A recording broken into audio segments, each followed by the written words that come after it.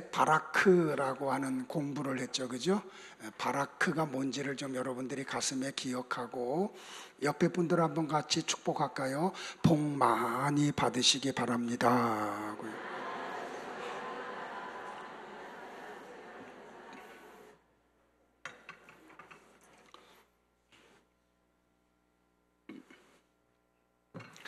자, 예수님은 유대인들에게 요한복음 5장 39절에서 이렇게 말씀을 하셨습니다. 같이 볼까요?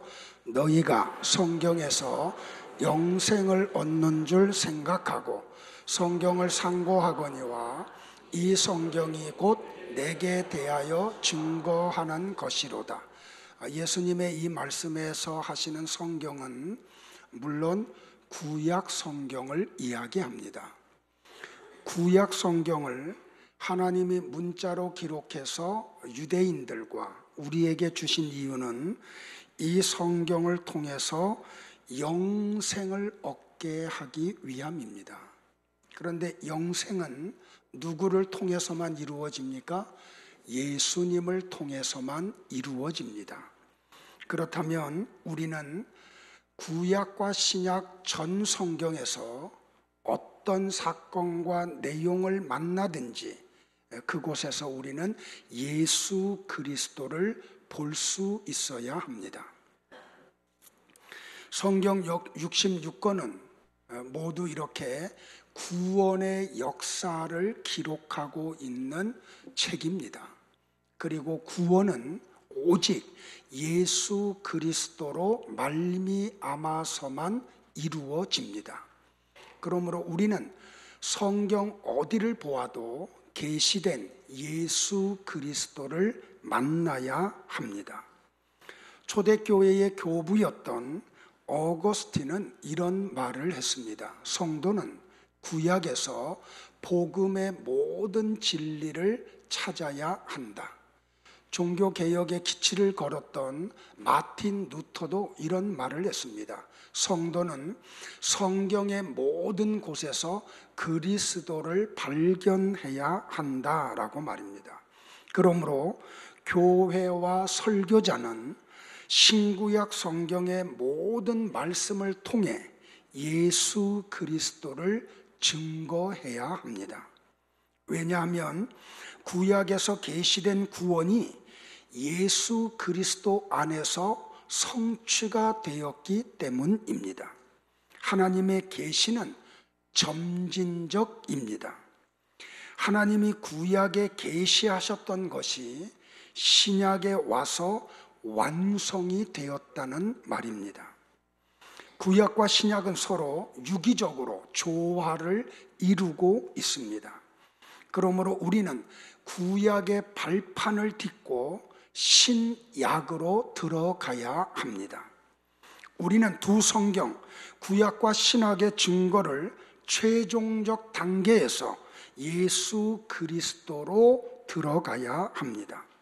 성경은 결코 단편적 사건들이나 교훈을 기록한 책이 아닙니다. 성경에는 놀랄 만한 통일성을 가지고 있습니다. 하나님의 나라는 점진적으로 진행하여 마침내 모든 것이 예수 그리스도 안에서 완성이 됩니다. 그렇다면 우리는 본문을 통해서도 엘리야 사건 속에 나타난 예수 그리스도를 발견해야 합니다. 본문은 엘리야가 죽지 않고 하나님 나라로 승천하는 내용이 기록되어 있습니다. 왜 엘리야는 죽지 않고 하나님 나라로 들어갔습니까? 왜 엘리야는 하나님의 데려감을 당할 때에 엘리사가 당신의 성령이 하시는 역사가 갑절이나 내게 있게 해달라고 기도를 했습니까? 그것은 바로 엘리야가 예수 그리스도를 예표했기 때문입니다. 예수님은 죽은 자 가운데서 부활하셔서 산자로 하나님 나라로 올라가셨습니다.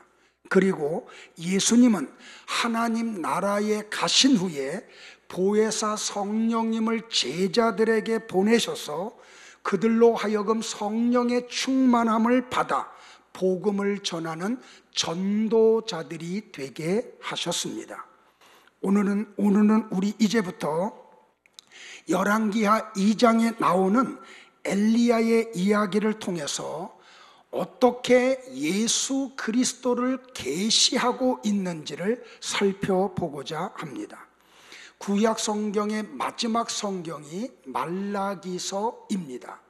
구약 성경의 마지막 성경이 말라기서인데 그 마지막 성경의 마지막 구절인 말라기 4장 5절과 6절은 신약 시대에 이루어질 어떤 내용을 하나님이 예언한 내용으로 구약이 끝납니다.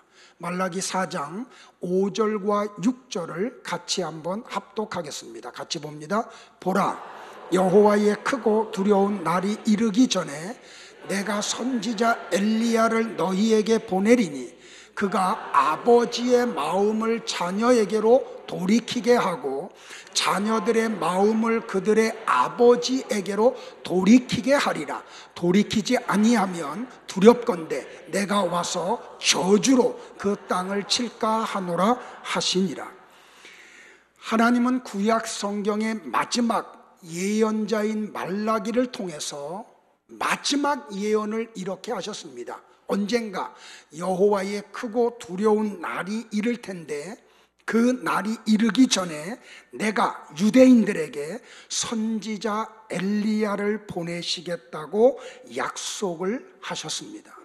그런데 이 엘리야가 오면 무슨 일을 하는고 하니 아버지의 마음을 자녀들에게로 돌이키게 하고 자녀들의 마음을 그들의 아버지에게로 돌이키게 할 거라고 이야기를 했습니다. 그러면 하나님이 크고 두려운 날이 이르기 전에 보낼 엘리야가 누구입니까, 여러분들?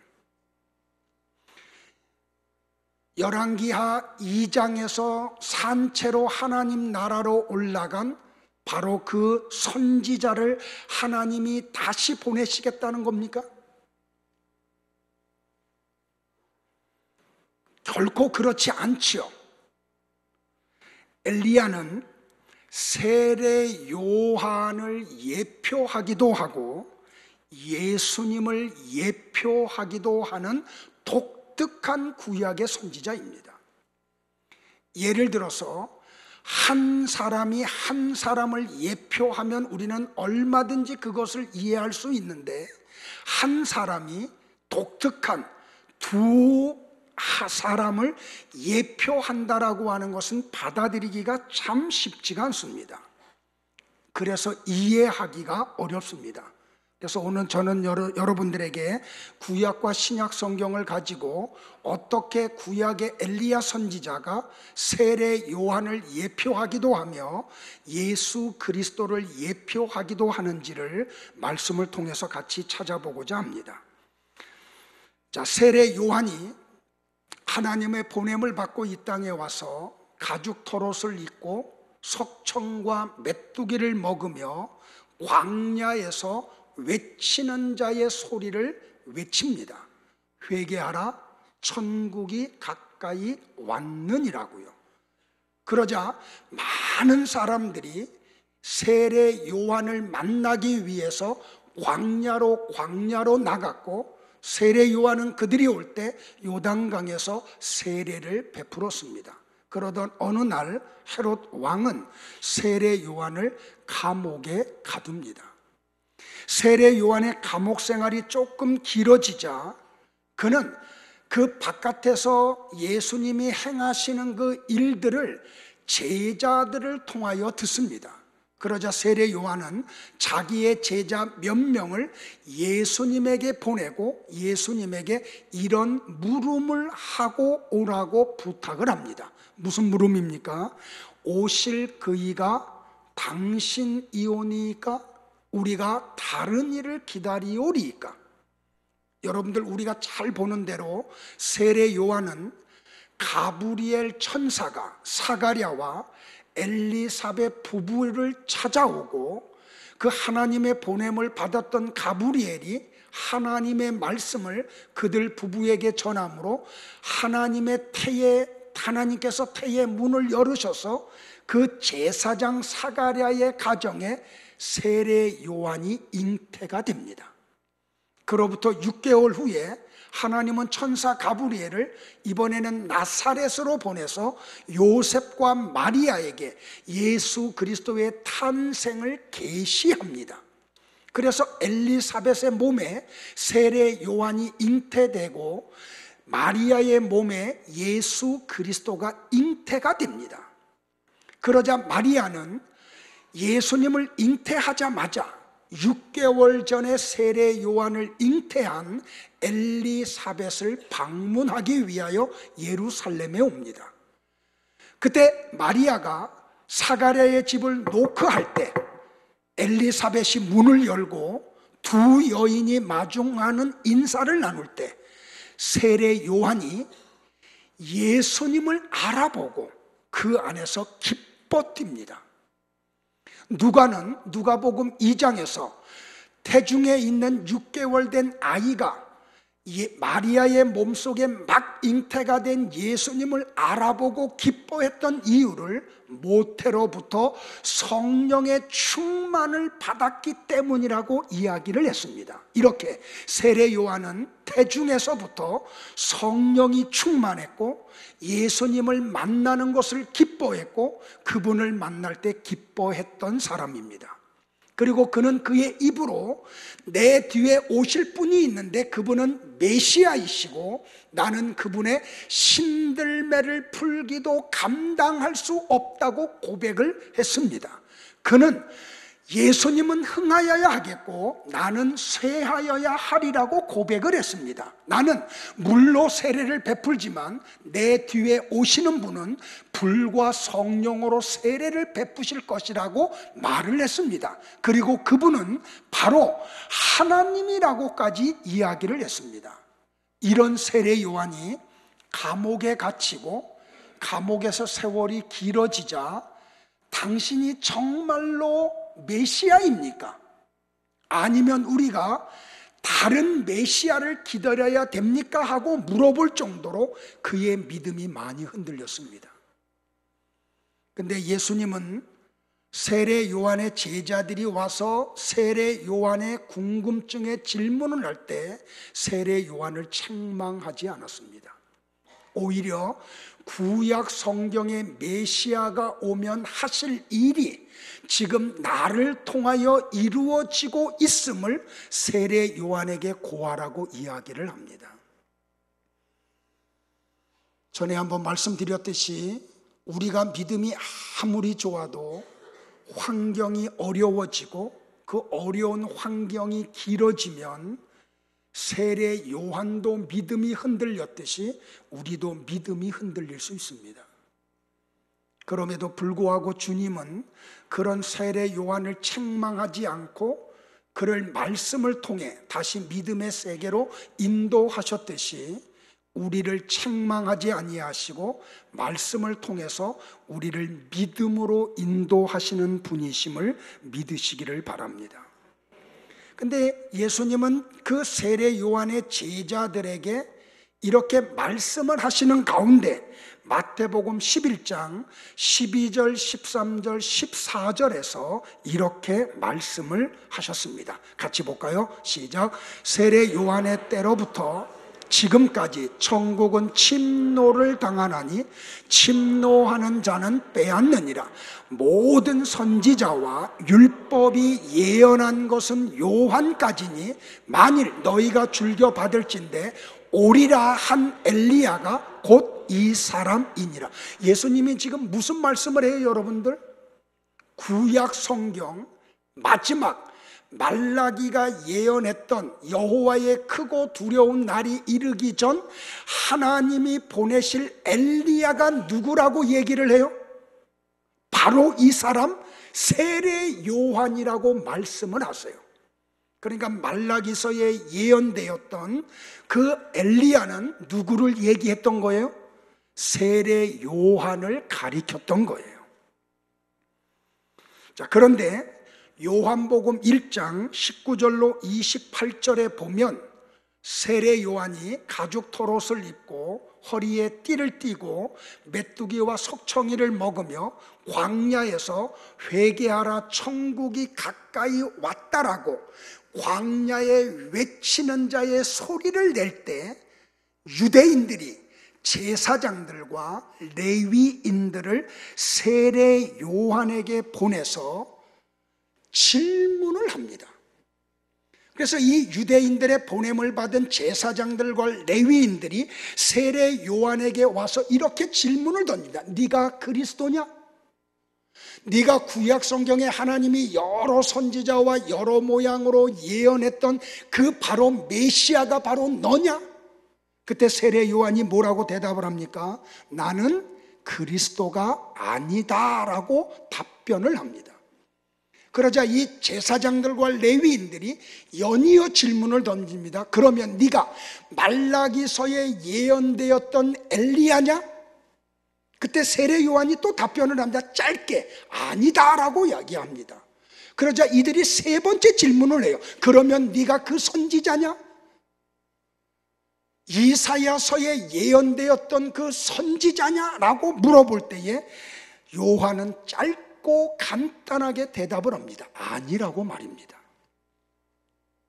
그런데 여러분들 조금 전에 우리가 말씀을 보았듯이 예수님은 지금 요한의 제자들에게 뭐라고 이야기해요?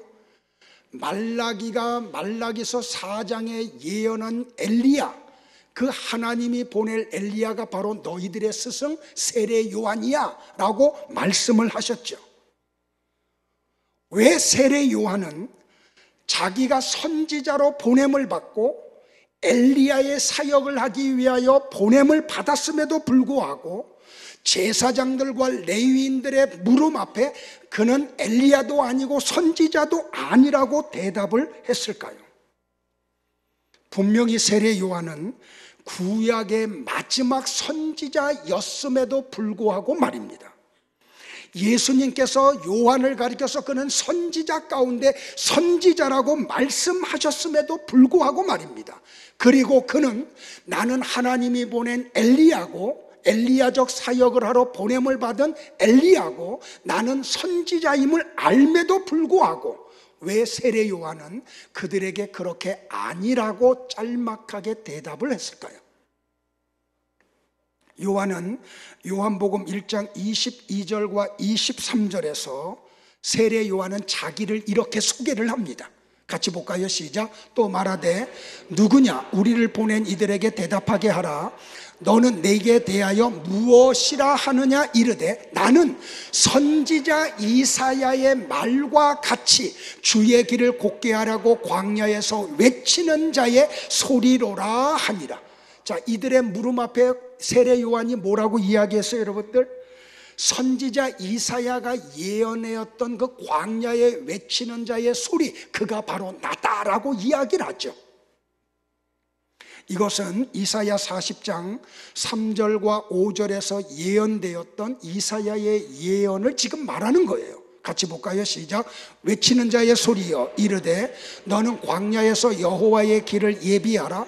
사막에서 우리 하나님의 대로를 평탄하게 하라.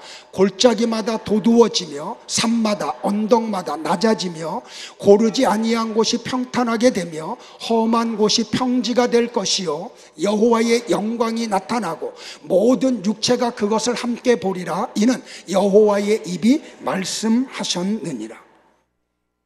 자, 마태복음 3장 1절과 3절에서 광야에 외치는 자의 소리가 세례 요한이라고 명확하게 밝혔습니다. 또 볼까요? 시작. 그때에 세례 요한이 이르러 유대 광야에서 전파하여 말하되 회개하라 천국이 가까이 왔느니라 하였으니 그는 선지자 이사야를 통하여 말씀하신 자라. 일러스되 광야에 외치는 자의 소리가 있어 이르되 너희는 주의 길을 준비하라 그가 오실 길을 곧게 하라 하였느니라. 자, 여러분들 보세요. 이렇게 성경을 종합적으로 보니까 세례 요한 자신도 자기 자신이 하나님이 이사야 선지자를 통하여 이사야에서 예언되었던 선지자임을 분명히 자기 입으로 얘기했죠. 그리고 복음서 저자도 그것을 증언해 주었죠. 그렇다면 세례 요한은 유대인들이 보낸 제사장들과 레위인들이 네가 엘리야냐? 네가 선지자냐? 라고 물어볼 때 자기가 엘리야고 선지자임을 알고 있었다는 게 드러났죠. 그런데 요한은 제사장들과 레위인들에게 구약 성경을 가지고 내가 어떤 사람임을 설명하지를 않고 간단하게 나는 아니라고 이야기를 해요. 왜 그랬을까요, 여러분들? 요한에게 사랑이 없어서 그럴까요? 요한에게 어떤 선지자적인 사명감이 없어서 그랬을까요? 왜 요한은 자기가 엘리야고 선지자임을 알매도 불구하고 그 레위인들과 제사장들에게 짤막하게 나는 엘리야도 아니고 선지자도 아니라고 답변을 했을까요? 왜 그랬을까요, 여러분? 왜요? 그 이유는 그 유대인들이 보낸 제사장들과 레위인들이 어둠에 속해 있기 때문에 아무리 말을 하고 설명을 해도 알아듣지도 못하고 깨닫지도 못함을 알기 때문에 답변을 안 한 거예요. 잘 들으세요, 여러분들. 여기 세례 요한은 유대인들이 기다리던 엘리야와 하나님이 말씀하신 엘리야, 그리고 유대인들이 기다리던 선지자와 하나님이 말씀하신 선지자가 다르다고 말하고 싶었어요. 그들은 지금 잘못된 메시아관, 잘못된 엘리야관, 잘못된 성경관을 깨닫게 해주고 싶었어요. 그런데 세례 요한은 그렇게 하지를 못해요. 왜냐하면 아무리 설명을 해줘도 그들이 알아듣지 못할 것을 알았기 때문에 그랬어요. 말라기 4장 4절과 6절의 말씀은, 그 말씀에 예언된 내용은 세례 요한이 예수님의 길을 준비하는 내용이기도 하지만 예수 그리스도를 예표하는 예언이기도 해요. 자, 설명을 드릴게요. 여기 아버지와 자녀는 한 가정에 있는 아버지와 자녀를 얘기하는 게 아니에요. 하나님 아버지와 그의 자녀된 이스라엘 백성들 사이를 말하는 거예요. 자, 아버지의 마음이 이스라엘 백성들에게서 떠나가셨어요. 그 떠나간 아버지의 마음을 다시 이스라엘 백성들에게 돌이킬 수 있는 분이 누구예요? 그 하나님으로부터 마음이 떠난 이스라엘 백성들의 마음을 다시 하나님 아버지에게로 향하게 할 수 있는 분이 누구예요? 오직 예수님 한 분밖에는 계시지 않아요. 어떻게 그 이스라엘 백성들에게서 떠난 아버지의 마음을 다시 돌이킬 수 있습니까? 오직 예수님만이 그 사이에 끼어서 이스라엘 백성들이 지은 죄의 값으로 십자가의 죽으심으로 말미암아 하나님이 그 죄에 쏟아부으시는 그 공의가 그 예수님에게 다 저주가 쏟아부어짐으로 말미암아 아버지의 마음이 자녀들에게로 향할 수 있는 거죠. 그 방법 밖에는 없는 거죠. 어떻게 그 자녀들의 마음, 이스라엘 백성들의 마음을 아버지께로 돌이킬 수가 있어요? 그 주님이 부활하시고 승천하신 후에 보혜사 성령님을 그들에게 부어주실 때, 그 보혜사 성령이 깨닫게 하실 때 그 자녀들의 마음이 아버지를 향해서 돌이켜질 수가 있는 거죠. 자, 이것을 예표하기 위해서 예수님이 부활하셔서 산자로 하나님 나라로 올라가셨듯이 엘리야는 예수님을 예표하기 때문에 산자로 하나님 나라로 부름을 받은 거예요. 예수님이 보혜사 성령님을 부어주셨듯이 엘리야가 하나님 나라로 올라갈 때 엘리사에게 성령이 부어진 거예요. 무엇 때문에요? 바로 예수 그리스도를 예표했기 때문에요. 그런데 세례 요한이 예수님 앞에 와서 예수님과 똑같이 회개하라 천국이 가까이 왔다라고 선포함으로 자녀들의 마음을 아버지 하나님에게로 돌이키는 사역을 한 것이에요. 그러나 세례 요한의 엘리사 사역은 예수님의 엘리사 사역을 상징적으로 보여준 것에 지나지 않아요. 요한의 사역으로 하나님 아버지의 마음이 자녀들에게로 돌이켜질 수 있어요? 그럴 수 없어요. 요한이 아무리 사역을 열심히 한들 아버지의 마음을 자녀에게로 돌이킬 수 없고 자녀들의 마음을 아버지에게로 돌이킬 수가 없어요. 오직 예수님만이 그것을 하실 수 있어요. 이렇게 진짜 엘리야이신 예수님의 예표로 엘리사의 사역을 미리 보여준 요한을 가리켜 예수님은 구약 말라기서에 예언된 엘리야가 바로 이 사람이다 라고 말씀을 하신 거예요. 세례 요한을 가리켜서 하나님이 보내시는 엘리야라고 가르치신 후에 예수님은 마태복음 17장 10절로 13절에서 자신도 순환을 당하게 될 것을 말씀해 주세요. 여러분도 오늘 이 설교가 조금 어려워요. 그래서 여러분들이 좀 집중을 해야 되고, 그리고 한 번 듣지 말고 좀 반복해서 듣기를 부탁을 드려요. 자, 성경을 같이 봅니다. 시작. 제자들이 물어 이르되 그러면 어찌하여 서기관들이 엘리야가 먼저 와야 하리라 하나이까? 예수께서 대답하여 이르시되 엘리야가 과연 먼저 와서 모든 일을 회복하리라. 내가 너희에게 말하노니 엘리야가 이미 왔으되 사람들이 알지 못하고 임의로 대우하였도다. 인자도 이와 같이 그들에게 고난을 받으리라 하시니 그제서야 제자들이 예수께서 말씀하신 것이 세례 요한인 줄을 깨달으니라. 잘 보세요, 여러분들. 하나님이 엘리야를 보냈어요. 그런데 유대인들이 못 알아봐요. 그래서 그 세례 요한을 임의로 대하여 가치 있게 대하지 못해요. 그러다 보니까 그들이 어떻게, 여러분들, 예수님조차도, 메시아조차도 그들이 알아보지 못해요. 그래서 어떻게 돼요? 그 알아보지 못하는 유대인들에 의해서 예수님이 고난을 당할 것을 말씀을 하세요.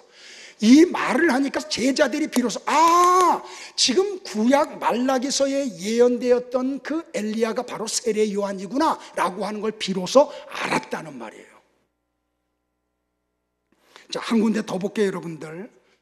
이 비밀이 또 한 번 계시가 되는데 예수님이 베드로와 요한과 야고보만 데리고 변화산으로 올라가세요. 그리고 다른 9명의 제자들에게는 그 모습을 보이지 않고 오직 베드로와 요한과 야고보에게만 하나님의 영광을 보여주세요. 이 내용이 공감복음에 다 기록되어 있어요. 공감복음이라고 하는 것은 마태와 마가와 누가복음을 이야기해요. 그런데 누가는 그 변화산상의 사건을 기록하면서 마태와 마가가 미처 계시하지 않은 예수님의 십자가의 죽음을 계시해요. 자, 누가복음 9장 28절로 31절을 보겠습니다. 잘 따라오고 있는 거죠? 3층도 멍 때리고 있으면 안 돼요. 자, 다 같이 시작. 이 말씀을 하신 후 8일쯤 돼요.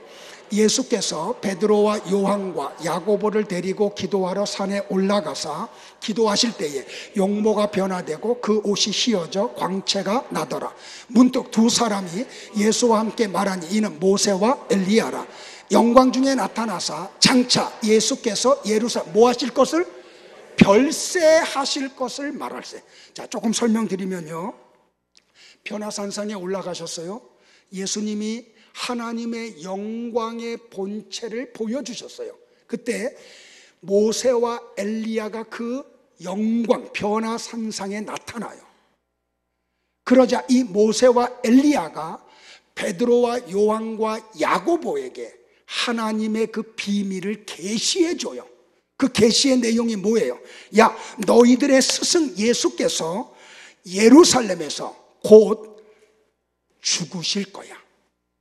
이 죽음에 대한 내용을 말하고 있어요. 자, 다시 질문 던질게요. 이 구약 성경 마지막 부분인 말라기서를 유대인들이 알고 있을까요? 모르고 있었을까요? 알고 있었죠. 왜요? 유대인들은 글씨를 알면 그때부터 토라, 성경 속에 들어가잖아요. 그러니까 구약의 박사들이잖아요. 그러지 않으면 유대인의 공동체에 못 들어가잖아요. 그들은 매일매일 쉐마, 하나님의 말씀 속에서 살아가잖아요. 그러면 그들은 이 말라기서를 알까요? 모를까요? 알아요. 너무 잘 알아요. 그래서 그들은 언젠가 여호와의 크고 두려운 날이 이르기 전 하나님이 보낼 엘리야가 와서 아버지의 마음을 자녀들에게로, 자녀들의 마음을 아버지에게로 돌이킬 것을 기대하면서 연이어 오실 메시아를 그들이 기다리고 있었어요. 그러면 엘리야가 오고 메시아가 오면 어떤 나라가 이루어질 것으로 그들이 기대했어요? 구약의 다윗의 왕국, 그 찬란한 다윗의 왕국이 다시 회복될 것을 기대했어요. 그래서 유대인들은 오매불망, 언제 하나님이 엘리야를 보내실까 하고 기다리고 있었어요. 그런데 어느 날 갑자기 세례 요한이 나타나는데 구약 시대의 엘리야 선지자와 똑같은 옷을 입고 외치는데 그 광야에 외치는 자의 소리가 들려요. 근데 그 엘리야와 같은 모습으로 하고 온 세례 요한이 외쳤던 첫 번째 메시지가 뭐예요? 회개하라는 거예요. 그래서 그들은 회개하지 않으면 하나님이 그 땅을 치실 것을 알고, 그래서 그들은 광야로 나왔던 거예요. 그런데 요한은 그 많은 바리새인들과 사두개인들이 세례 베푸는데 오는 것을 보고 마태복음 3장 7절에서 이렇게 상소리를 해요. 다 같이요, 시작. 독사의 자식들아, 누가 너희를 가르쳐 임박한 진노를 피하라 하더냐. 우리 성경이요 굉장히 신사적으로 번역을 한 거예요. 원어대로 번역을 하면 이 독사의 새끼들아 라고 얘기해야 돼요. 누가 너희를 가리켜 임박한 진노를 피하라 하더냐라고 말해요. 자, 보세요 여러분들, 이 유대인들은 지금 뭔가 굉장히 착각을 하고 있는 거죠. 성경을 봄에도 불구하고, 성경을 읽음에도 불구하고, 성경의 내용이 뭔지도 모르고, 어떤 역사가 일어나도 도무지 깨닫지 못해요. 알아듣지도 못하고 보지도 못하고 깨닫지도 못해요. 그래서 지금 요한이 그들에게 이 독사의 새끼들아 하고 욕을 하는 거예요. 왜 그랬을까요 여러분들? 그들은 세례를 그냥 단순하게 정결의식 정도로 여긴 거예요. 자, 우리 수요일 날 출애굽기를 공부할 때 세례가 뭔지 배웠죠? 구원론 강의할 때. 자, 눈 뜨고 여기 보시고요. 잘 들으셔야 돼요. 세례가 뭐예요 여러분들? 애굽 쪽에서 요단강, 홍해 바다로 들어갈 때는 이스라엘 백성들이 다 뭐하러 들어가요? 죽는 것 같이 보여요. 그런데 가나안 쪽에서 보면 그 죽으러 들어갔던 자들이 죽지 않고 어떻게 나와요? 살아서 나와요. 그게 뭐예요? 그게 세례예요. 그런데 유대인들은 단순히 어떤 정결 예식으로 생각을 했던 거예요. 그러니까 이 요한이 베푸는 세례를 정치적이고 경제적인 메시아의 길을 여는 것으로 착각을 했던 거예요. 그래서 요한은 세례를 받으러 오는 많은 바리새인들과 사두개인들을 향해서 독사의 자식들아 하고 욕을 한 거예요. 유대인들이 기다리던 선지자도 똑같았죠. 모세가 애굽과 광야에서 행했던 것처럼 하나님과 화목을 이루고 이 땅에 찬란한 다윗의 왕국이 다시 건설되기를 기대했던 거죠. 그래서 혹시 세례 요한이 신명기서에서 예언되었던 그 선지자가 아니냐고 물어봤던 거예요. 자, 조금 더 우리 살펴갈게요. 예수님께서 제자들을 데리고 가이사랴 빌립보로 가세요. 거기에서 예수님이 제자들에게 이렇게 물음을 갖죠. 사람들이 인자를 누구라고 하느냐라고 말이에요. 그때 제자들이 유대인들이 예수님을 어떤 분으로 여기는 것을 전달을 하죠. 예수님, 그 유대인들이요 예수님을 가리켜서 더러는 세례 요한이라고 하고 더러는 엘리야라고 하고 어떤 이는 예레미야나 선지자 중에 하나라고 하더이다라고 말이에요. 그때 예수님은, 그러니까 이 말은 무슨 말이냐면 어두움 속에 있는 사람은 예수님이 어떤 분인지를 몰라요. 성경을 봐도요. 예수님이 많은 것을 행해도 예수님이 어떤 분임을 몰라요. 그런데 하나님이 어떤 특정한 부류의 사람들에게 생명이시고 그 생명이 빛으로 나타나신 예수님을 선물로 주면 그 어떤 사람들에게 빛이 들어가면 그들은 예수님이 누구이신지를 알아보게 되죠. 자, 보세요 여러분들. 그래서 예수님이 제자들에게 재차 물어보죠. 뭐라고 물어봐요? 너희는 나를 누구라고 하느냐? 자, 여러분의 신앙 고백이 되기를 바라요. 자, 다시 부탁하는데 설교 시간에 졸으면은 안 돼요. 그거는 절대 믿음 있는 행위 아니에요. 자, 다시요. 그러자 베드로가 뭐라고 답변을 해요? 다 같이요. 시작. 주는 그리스도시요. 뭐라고요? 한 번 더요. 시작. 주는 그리스도시요 살아계신 하나님의 아들이시니이자. 그러자 예수님이 베드로를 엄청나게 칭찬을 하시죠. 같이 한번 우리 칭찬 받을까요? 시작. 바요나 시모나 네가 복이 있도다. 이를 네게 알게 한 이는 혈육이 아니요 하늘에 계신 내 아버지시니라. 또 내가 네게 이르노니 너는 베드로라. 내가 이 반석 위에 내 교회를 세우리니 음부의 권세가 이기지 못하리라. 내가 천국 열쇠를 네게 주리니 네가 땅에서 무엇이든지 매면 하늘에서도 매일 것이요 네가 땅에서 무엇이든지 풀면 하늘에서도 풀리리라. 자, 예수님은 이렇게 베드로를 칭찬하신 다음에 이상한 말씀을 하세요. 마태복음 16장 20절이에요. 왜 이상한지 생각하면서 읽으셔야 돼요. 시작. 그리고 나서 예수님께서 제자들에게 자신이 그리스도 메시아라는 것을 아무에게도 말하지 말라고 엄히 일렀습니다. 자, 우리 예수님을 어떤 분으로 알아요? 사랑의 하나님으로 알지요. 그 어린아이가 올 때 제자들이 꾸짖을 때 야 그러면 안 돼 하고 그 어린아이들을 품에 안고 축복하시는 분이죠. 그 병든 사람들이 올 때 그들을 외면하지 않고 그들의 질병을 치료하신 분으로 우리가 알잖아요. 그러면 지금 감추어졌던 예수님의 비밀이 베드로를 통해서 공개가 됐으면 제자들에게 어떻게 권면해야 돼요? 야, 너 유대인들에게 가가지고 내가 바로 구약에 예언되었던 그 그리스도 메시아야 라고 하는 걸 너희들 좀 빨리 소문내라. 이렇게 해야 되지 않아요? 그런데 예수님이 그렇게 하지 말래요. 내가 메시아임을 유대인들에게 절대로 발설하지 말래요. 사랑의 주님이 말이에요. 구원자로 오신 분이 말이에요. 그럼 우리는 여기서 또 한 번 질문을 던져죠. 왜 예수님이 그렇게 하셨을까요? 왜? 하나님이 말이에요. 사랑의 하나님이 말이에요. 그러니까 사실 주무시면 내가 깨우면 안 되는 거야. 그냥 주무시게 내버려 둬야 되는 거예요. 제가 근데 자꾸 예수님 말씀에 이렇게 반대로 반응을 해요. 자, 보세요 여러분들. 이게 뭐냐면 지금부터 잘 들어야 돼요. 같은 공간에 서로 다른 두 세계가 공존을 해요. 이 세상은요. 근데 이 두 세계는 서로 대화가 안 돼요. 소통이 안 돼요.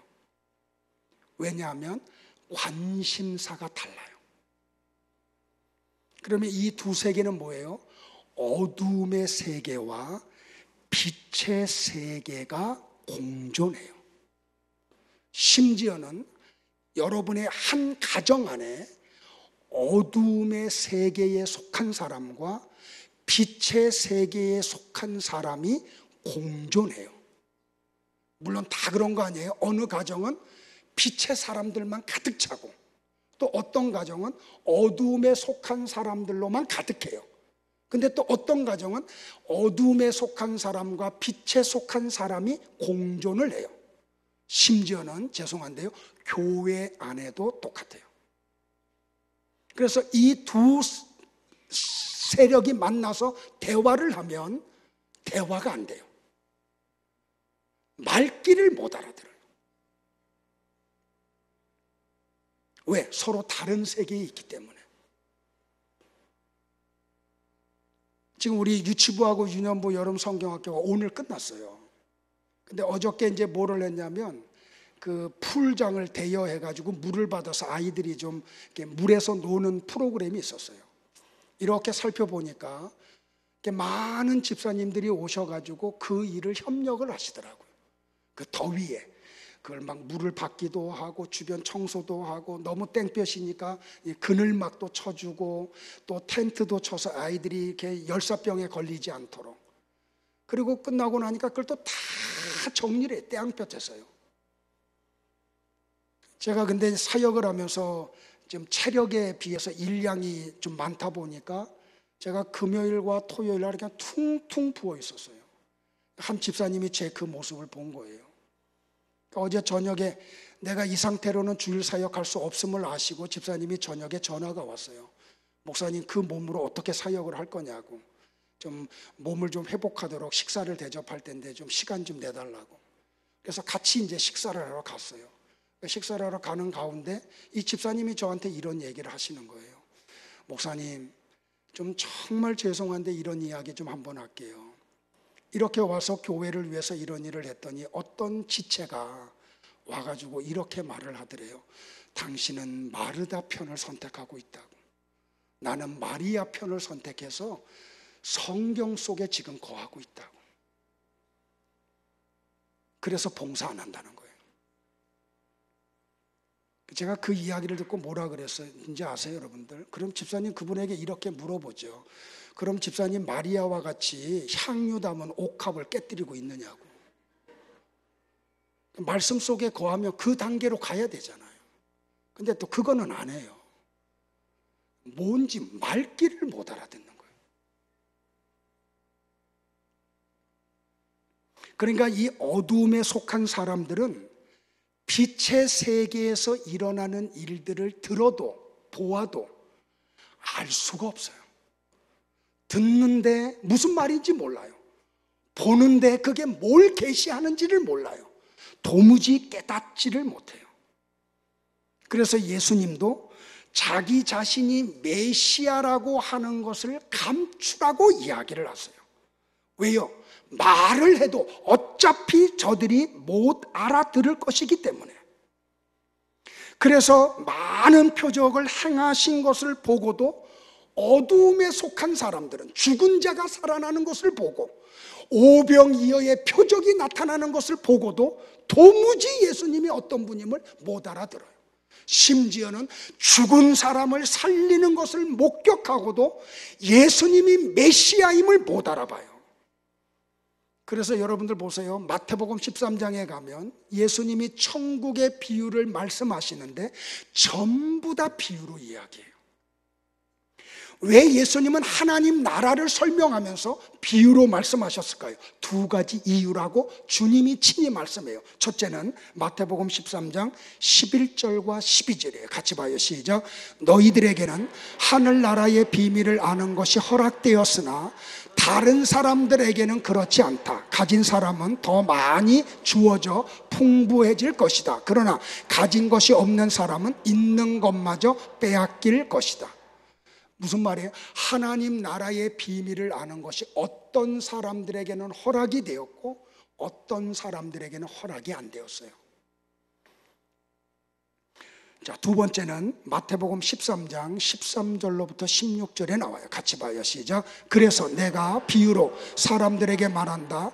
그들은 보아도 보지 못하고 들어도 듣지 못하고 이해하지도 못한다. 따라서 이사야의 예언이 이 사람들에게도 이루어지는 것이다. 너희는 들어도 깨닫지 못할 것이고 보아도 알아보지 못할 것이다. 이 백성들의 마음이 둔해졌고 귀는 듣지 못하고 눈은 감겨져 있다. 그들이 눈으로 보고 귀로 듣고 마음으로 깨닫고 돌아와 내가 그들을 고치는 일이 없게 하려 합니다. 그러나 너희의 눈은 보고 있으니 복되다. 너희의 귀는 듣고 있으니 복되다. 할렐루야. 우리 옆 사람들에게 한번 축복할까요? 복 많이 받으세요 하고요. 자, 여러분들 듣고 있어요? 보고 있어요? 깨닫고 있어요? 그 사람이 복이 있대요. 그러니까 어둠에 있는 사람은 아무리 빛을 비추어도 보지 못해요.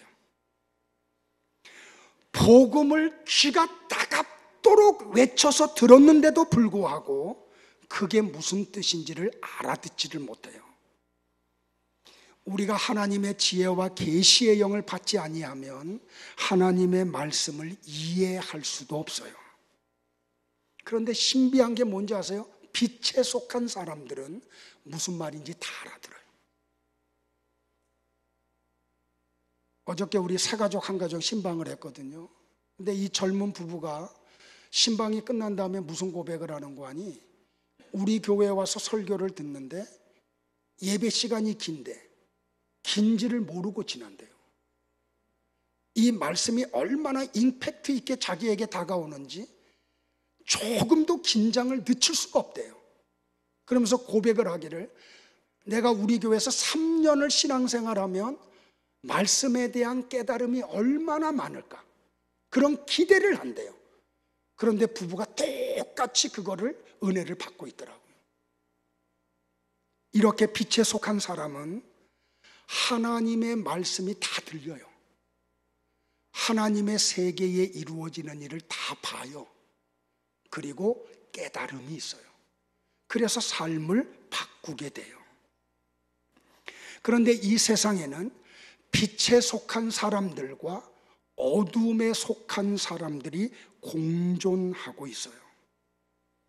이게 우리를 힘들게 해요. 나는 우리 모든 성도들이 다 빛에 속한 분들이 되기를 주의 이름으로 축복을 합니다. 자, 말씀 정리할게요. 조금 어려워서 제가 부탁을 했어요. 좀 다 자막을 좀 띄워달라고. 어떤 책에서 이런 내용의 글을 읽었어요. 한문에는 듣는다라는 뜻을 가진 단어가 문과 청이라는 단어가 있어요. 문은 무엇이든지 그냥 들리는 대로 듣는 것을 그 문이라 그래요. 근데 청은 들리는 것들 중에서 내게 꼭 필요한 것, 요긴한 것, 그것을 구별해서 주의를 기울여서 깊이 있게 듣는 걸 청한다 그래요. 그래서 뭐라 그래요, 여러분들? 그냥 가볍게 듣는 걸 소문이라 그래요. 소문은 사람들의 입에 오르내려 전하여 들리는 말이라는 뜻을 가지고 있어요. 그러므로 여러분들 소문은 여러분들이 주의를 기울일 필요가 없어요. 그걸 자세하게 들으려고 할 필요가 없는 거예요. 반면에 청하는 걸 뭐라고 말하냐면 경청이라 그래요. 경청이 뭐냐면 귀를 기울여 주의 깊게 듣는 것을 말을 해요. 그러므로 하나님의 말씀은 경청을 해야 돼요. 주의를 기울여야 돼요. 그리고 여러분들이 집중해서 자세하게 들어야 돼요. 그런데 듣는 것만 두 가지가 있는 게 아니라 보는 것에도 두 종류가 있어요. 견이라는 게 있고 관이라는 게 있어요. 견은 그냥 보이는 대로 보는 거예요. 반면에 관은 무엇인가를 주의 깊게 살펴보는 것을 이야기해요. 그래서 여러분들 세상을 두루두루 보는 것을 뭐라 그래요? 견문이라 그래요. 그래서 자녀들을 견문을 넓혀주죠. 그냥 두루두루 보는 거예요. 많은 것을 보는 거예요. 세계를 다니면서요. 반면에 주의를 기울여서 무엇을 주의 깊게 살펴보는 것을 관찰이라고 그래요. 가룟 유다는 3년 동안 예수님의 제자로 부름을 받고 주님과 동거동락을 해요. 그분이 하는 말씀을 들었고 그분이 행하는 표적을 다 보았어요.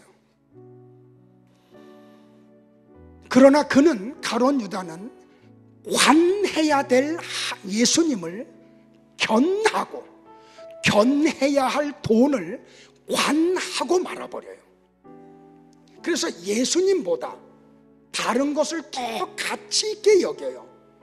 그래서 그는 결국 은 30을 받고 예수님을 팔아버리고 말아요. 예수님이 그런 가룟 유다를 가리켜서 뭐라고 했는지 알아요? 저 사람은 차라리 나지 않았으면 좋을 뻔했다. 자, 에덴 동산으로도 잠깐 갈까요? 에덴 동산의 아담과 하와는 하나님의 말씀을 청하고 사단의 말을 문해야 했어요.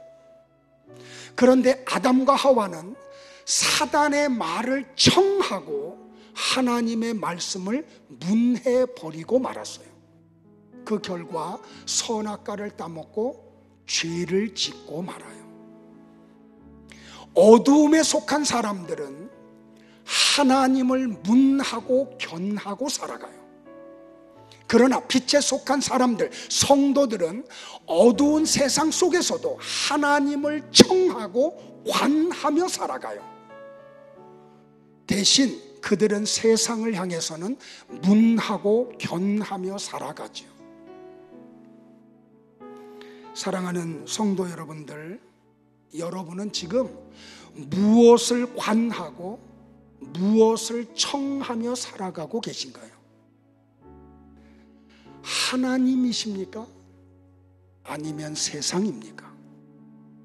하나님의 나라입니까? 이 땅의 영광입니까? 히브리서 기자는 신앙의 생활을 경주라고 표현을 했어요. 경주라고 하는 헬라어는 아곤이라는 단어예요.